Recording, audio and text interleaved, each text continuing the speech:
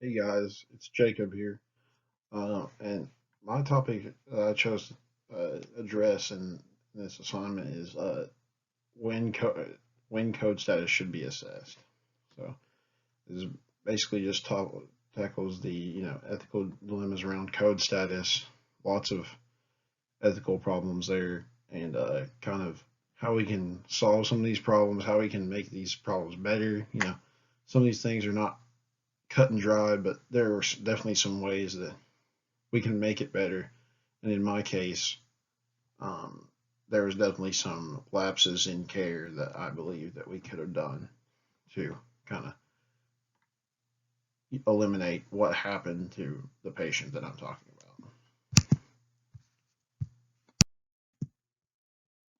So, for my case, basically, summary of it is I took care of this woman that was experiencing heart failure exacerbation. She had chronic heart failure, but ended up in the ICU, had lots of fluid in her lungs and all these problems, you know, and just you know was getting pretty much the works done for heart failure exacerbation, diuretics, everything else. She even got a mitral clip done to help reduce some of that heart failure, and just really this was just never gonna be better. Honestly, she had multiple bouts of respiratory distress, put on vasopressors, and just eventually just not really going to be able to make it. Her prognosis was definitely low. Um, uh, so eventually, the plan, after talking to family and everything, and herself, the plan was to discharge her on hospice care. Um, so after that was done, apparently there was no talks about code status after. Um, I mean, after the fact, but just now that hindsight's 2020, there was no talks of code status, no assessment of code status, and it doesn't seem like there was an assessment of code status really the whole time she was in there. Even she was in there for several, 2, 3 weeks, and that's just a long time to not really. It sounds like code status just kind of on the back burner. Doesn't sound like, and she just never really got better. Uh, Definitely would have been smart to talk about code status, but basically one night I didn't have her this night, but after they had already decided hospice was going to happen, everything, another nurse had her, and I was there that night as well. And then she ended up coding because she was still a full code. We ended up having to do the whole code on her, run BLS and ACLS. Basically, did multiple rounds of CPR, intubated her, uh, broke several, ribs in the process of coding her. Just, an all around painful thing. Everybody knows that CPR is a very painful thing for a patient to go through, especially when they're just not really going to be able to make it. Um, and basically, they ended up calling it, uh, and she ended up dying that night, just in pain. And that was pretty unfortunate. It was hard to see because she was kind of this frail, older woman that ended up, dying in pain. And it just seems like we could have done a little bit better at communicating her code status and talking about code status and everything in order to prevent this from happening. So, talk about the problem here. Um, Pretty much the main problem is code status was not assessed after the patient had decided to go on hospice care. You know, it's not a prerequisite to go on hospice care to be a DNR, but it definitely seems like it should be something that is assessed again at least when they decide to go on hospice care, if not before, multiple times, like I said earlier. But right now, obviously, when you're on hospice care, you're expecting to die pretty soon, like, within months. That's like you have to accept that you're going to die, and you're not going to make it from this kind of disease that you have. So I think that's something that should definitely be assessed in hospice. I mean, before going on hospice care, because maybe they don't want to be a full code at that point, and or maybe they don't understand what a full code is, and I think that just should be assessed for sure. Um, the desires of the patient and patient's family were ultimately not fulfilled. So on the patient didn't want to be a full code and didn't want to have CPR, to be intubated, all these things, but she wasn't really able to communicate this because we just didn't really give her the opportunity to. Same for the family as well. Once family was called about us coding her, doing CPR, they said to go ahead and stop. So while nobody was necessarily mad about the situation, it brought about like disappointment in the situation. So I think ultimately their desires were not fulfilled, and then ultimately the patient's autonomy was not fulfilled. And this is just where they get to choose what we didn't give her a choice in the matter. She we ended up coding her, and she just hadn't didn't get to choose. By not assessing code status, she didn't get the choice of saying no, I don't want to be a full code. So that's just something that is pretty much unacceptable. So some interventions that we could do for this, I believe that we can assess code status daily while the patient is in the hospital. I think this is something that, it's a sort of a morbid conversation, but I think it's something that needs to be a reminder for patients, for nurses, something where you at least have it in your mind what they want, what the patient wants. Do they know what changing code status is? Do they know what different codes are? There's different options for what different people want. So it's important to assess that code status daily, in my opinion, as well as just to give yourself a reminder so you don't code somebody that is a DNR or something like that, because that could also happen as well. So that would be something to remind the nurse that. I think education to nursing staff on when a patient's code status should be assessed further. I think different situations like this one, she's going on hospice care, that should be sort of a flag in a nurse's mind to, assess their code status further. Different, conditions mean different things, and I think that's important to look at that as well. So education on how to advocate for a patient that desires a code status change. So in this case, I don't think the patient necessarily said they wanted to be a full code or anything, or wanted to be a DNR, but if you ended up assessing this thing daily, like I was talking about earlier, and then she said that, you need the ability to, advocate for your patient in this manner. Talking to doctors, talking to people that can make that decision, kind of help her make that decision, as well as change that, in the system. And I think that's an important aspect of, because you may not know how to advocate in that situation. So, and then having staff that's in place to aid the patient's decision making. So having people in place just to help make that decision, because it's not an easy decision, and you don't want to have them make this alone, because that can be a mistake as well.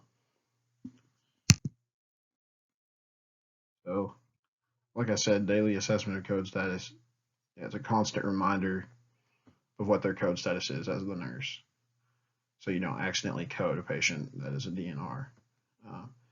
Makes the patient think about what their code status, what they want it to be. Gives the patient autonomy. Like I said earlier, she didn't really have much autonomy in that situation. And it prevents situations where there could be a lapse in remembering to reassess code status. You can that's just part of your assessment, is just assessing code status. So it's just something that you do every single time. So it's hard to forget. And just kind of going by the condition of the patient that day, their conditions change day by day. So it's just important to allow them to voice what they want. And So I saw in a study that it says it was about patients who were staying in the hospital with COVID. It stated that among 147 patients who died during hospitalization, 95.2% died with DNR code status. Most died within 2 days of final code status change. So this is just kind of important because it shows that, when people change their code status, they end up kind of dying in peace. A lot of times, when you die quickly, it sounds very morbid, but sometimes people die quickly whenever you change that code status. It's just kind of a reminder that, like, hey, we kind of did, you kind of did the right thing there by helping them kind of change their code status. If they're not going to come back from this, you don't want them to die in pain. And it's just important to remember that. And then I also had another study when patients were asked about code status, and 61.4% of them never recall having a code status discussion during the hospital stay. And that's actually kind of mind-boggling, because I think that's just, I don't know. I mean, I just feel like that's so important to have, and this is just what they wish for their life to end. And this is such a sort of a sacred moment for everybody, and you definitely don't want it to end the way you're done, like you didn't want. So it's important that we are assessing code status, at least. I mean, yeah, definitely more than none at the whole stay. So I said education. Yeah, I mean, it's just important because nursing staff, while we're all very educated people, in school and stuff like that, this is a hard topic. This is not something that you talk about every day, and you may not really know how to address this conversation, even when it should probably be happening. So it's important for nurses to know when to assess code status, when, like I said earlier, advocate for patients, and just kind of knowing, important things like cultural status, stuff like that, where they may not believe in that or whatever. It's just important to be educated on each situation, and code status is just not an easy thing, and it's important to know how everything, how all the patients want their code status to be, and important to be able to address this topic in an educated manner. So something, a study that I did regarding race and code status, it says after adjusting for trust and socio-demographic and physiological covariates, race was still significant for preference for full code. And this just kind of shows like the difference in different races, how they believe things, how different cultures, just all this stuff. And it's important to be able to be educated on these things and not being biased whenever you're talking about code status. And because every culture is different, every person's different, all this stuff, and it's just important to be educated on how to talk about this topic in an unbiased manner.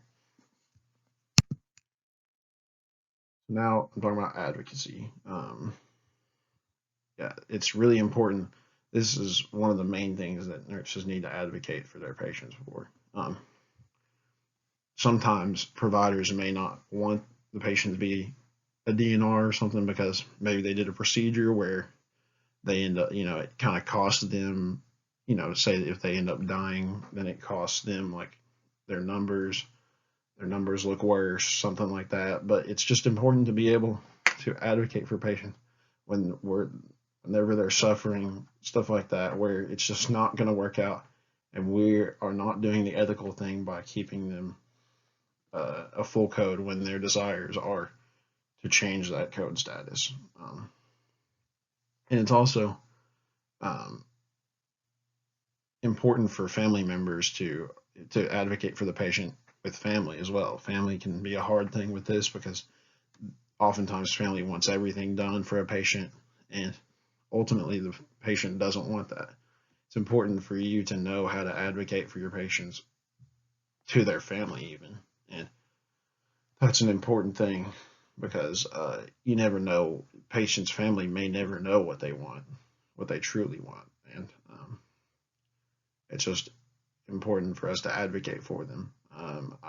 Another study says more than 1 in 3 healthcare proxies who are physically present in the ICU were either incorrect or unsure about their patient's current code status, which is kind of crazy to me because these people are the people that could end up making decisions. Say this patient becomes unresponsive or intubated or whatever, and it's really important to have people in your corner, in the patient's corner, that's making the decisions that they want. And I think advocating for your patient in that instance is a huge thing as well. Now talking about the staff for um, this problem, nurses are not the only staff that needs to be involved in conversations about code status. Obviously, we're always there, so we definitely need to be probably some of the main people that talk about it. But there needs to be people with multiple skills and ways to talk to people that come in and are able to help this decision. It's important that this is not just a provider and nurse conversation. This should be provider, nurse, chaplains for case management, stuff like that, where people can really end up changing their code status for them, where they can do it in the system as well as just like help them aid in this decision. People like chaplains, people have religious reasons why not, or why to be a full code, stuff like that. And it's important to be able to know why that's the case. And people like chaplains can be very useful in this situation. And just everything else. You just need other people involved. It's not just about the nurses here. And that wasn't the case in my case as well. So basically, why these interventions are so important. Basically, this just allows for there to be a lot less stress, anxiety, insecurity regarding patient's code status.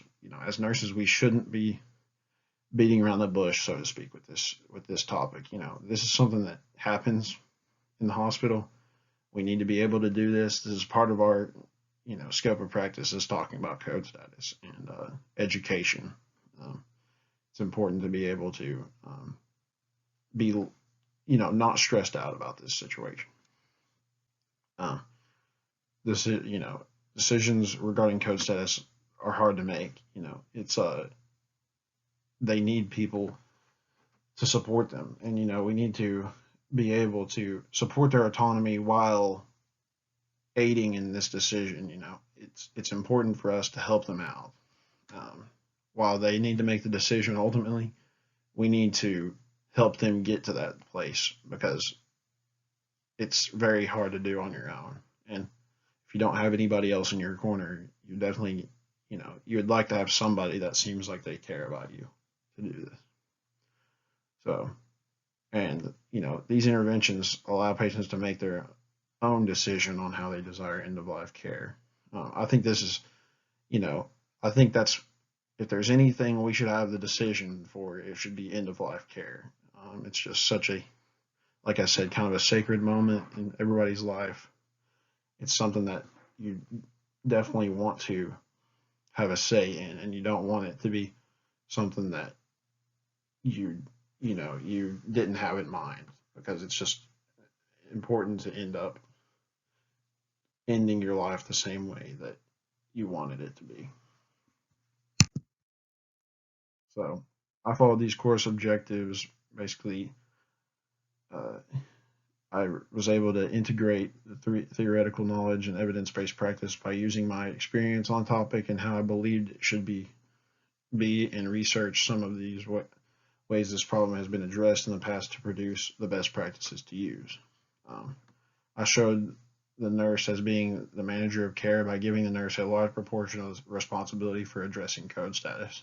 they are responsible for managing the interdisciplinary team that is available to help with the process. I was able to integrate professional standards, evidence, clinical expertise, patient preferences, and clinical judgment by researching different ways to address this topic while also making sure the patient is heard.